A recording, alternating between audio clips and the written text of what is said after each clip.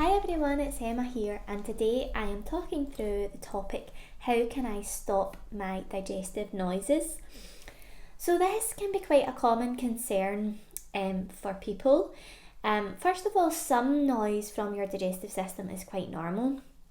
So particularly when we eat and quite soon after the food you've eaten goes into your stomach, the walls of your stomach contract. There's big muscles in there that contract in order to churn the food, and this also mixes them with gastric juices as well. And we obviously have to secrete these gastric juices from cells that line our stomach. And then further along the digestive system, you have bile from the gallbladder, pancreatic enzymes, all different secretions. So some noise is to some extent normal, but of course if these noises are very loud or quite disturbing, and you might think there's something underlying that's contributing to that. And I'm just going to talk through some of the processes that could contribute to excess digestive noise, and also some of the tips you can take on board in order to help minimise them. So my first bit of advice is to sit up straight. So this is something I am guilty of, I have to say, not being conscious of my posture all the time. But if you sit up straight, this gives your stomach in particular plenty of room. As I said, your stomach needs to contract, all those digestive juices need to freely flow. So if you're hunched over, this can affect the stomach, it can become quite scrunched up, and it can affect some of these processes, and your digestion won't be optimal. Things like tight waistbands and things potentially could also cut in and hinder those processes.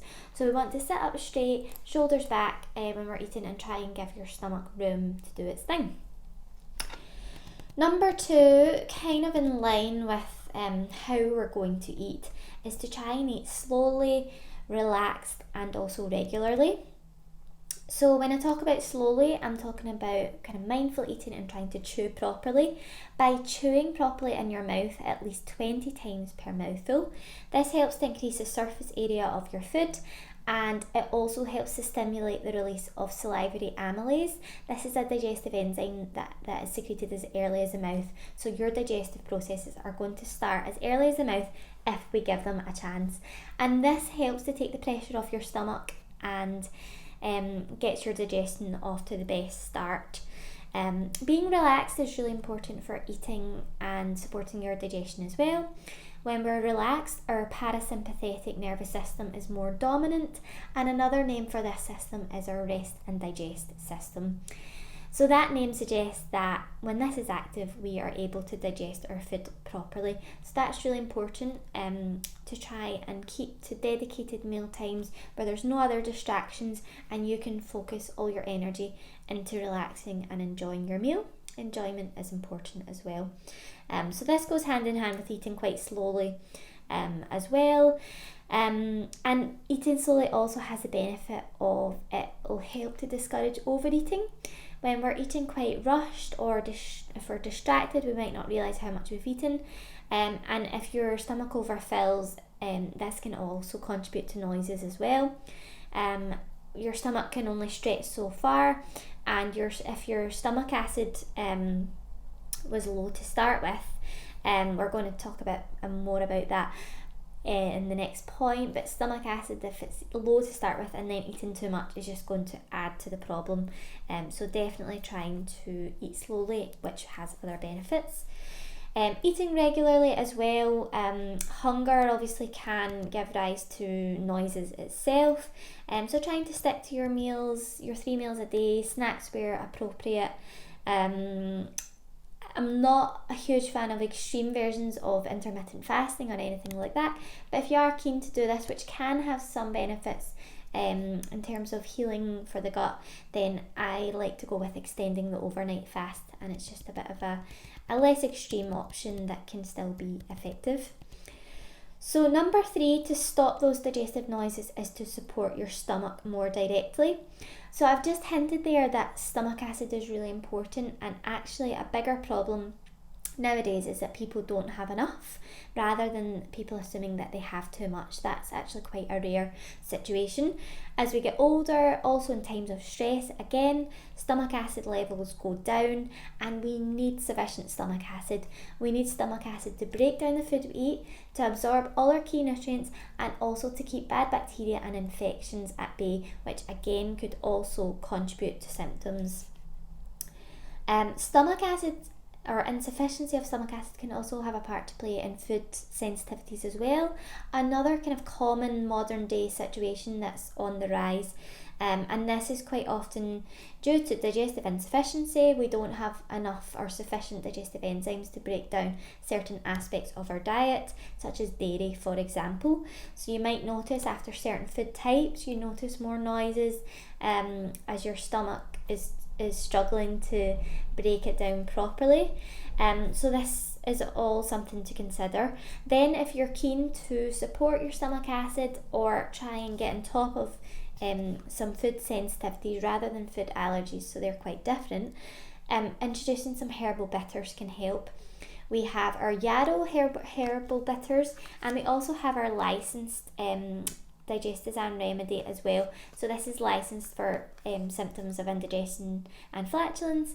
Again, it's common symptoms which are commonly associated with noises as well. So this would be one to consider taking before your meals, just in a small splash of water as it drops. It's a tincture form. This tastes very bitter in your mouth, and this bitterness is one of the first ways that we can help to stimulate our digestion into action.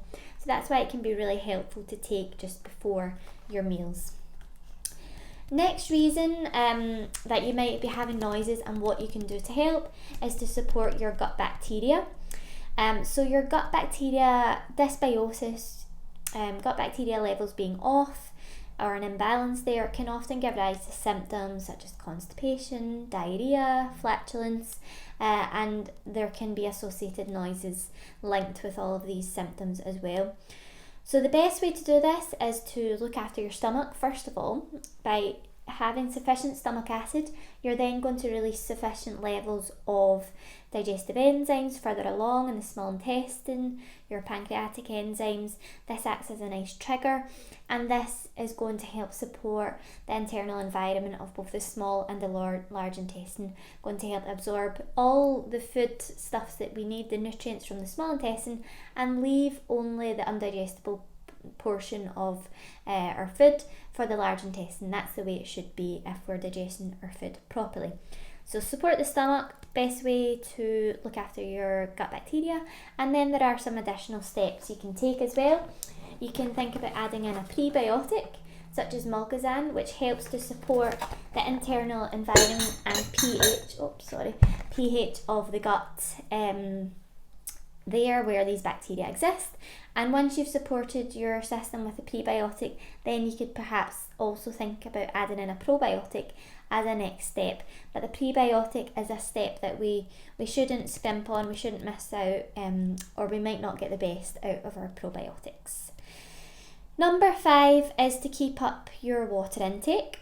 So I talk a lot about water, but just to reiterate in terms of this topic, in terms of those noises that we might be hearing, first of all, it can help to protect against constipation. Constipation and gut bacteria, for one, there's a bit of a chicken and an egg situation in terms of which came first, which encourages the other, but both can actually contribute to noises, so we would want to address both areas anyway, and they're quite closely related. On the topic of water, I would stress to try and stick to water wherever possible. If we add in other elements such as sugars, sweeteners, gas is an obvious one that's going to potentially add to your symptoms, any fizzy drinks, but sugar and sweeteners can upset your gut bacteria, again, which can drive some of these symptoms, as we've already mentioned. And then the other one to consider is caffeine as well. Caffeine really ignites your stress response, and as we've mentioned, this can directly decrease your stomach acid levels, and this in turn can cause a kind of knock-on effect throughout your digestive system. So try and limit caffeine, especially to a little bit earlier in the day if you're keen to have a source, but try and really limit it and consider how it might be having an impact on your digestion. It really does do the opposite of rest and digest. It stimulates your fight and flight mode, which, as we've said, is not optimal for your digestion. One final tip, just when we're talking about water, something else you can do to keep things moving along literally is to keep moving, and this can just, even a walk once a day, 10 minutes, 15 minutes, just helps to gently stimulate your gut into action as well. So just another little self-care lifestyle tip that you could implement. So that's my roundup of tips on this topic.